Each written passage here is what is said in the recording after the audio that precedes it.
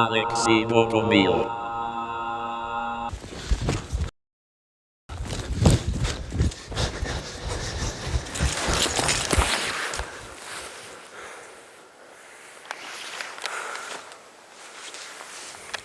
Добре. Как ще живее столицата в такъв авариен режим? Режим. Навсякъде бук.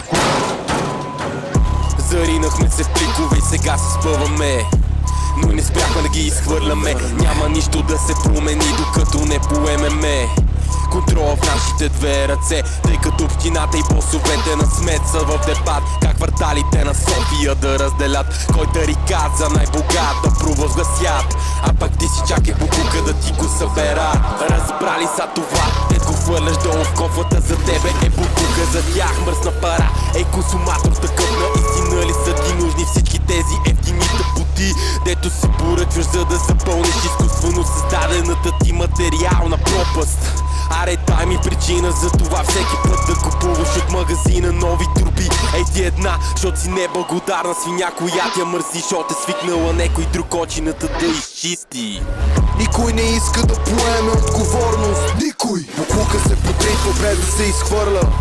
Майче, обещаната ни сигурност се намира на дъното на контейнера, заровена от обещания и бездействие. Третират ни като падъци и ние гледаме лакомници. Вече съм свикнал на мръсотията, все пак задържам психически безпорядък.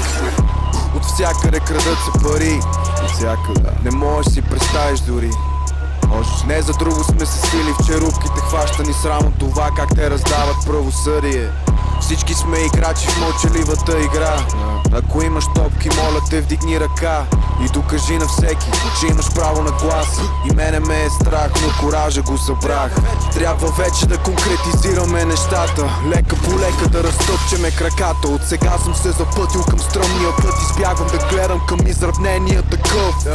Ще го кажа, да, заслужавам тази сцена. Ще го кажа пак, няма шанс да клекна. Поемам тежестта на раменете си, ще махна всичките посредствени пичаги, бате с кеф ще ги изместя. Нашите лица ще са вечни, за индустрията сме ценни. Идваме да правиме проблеми.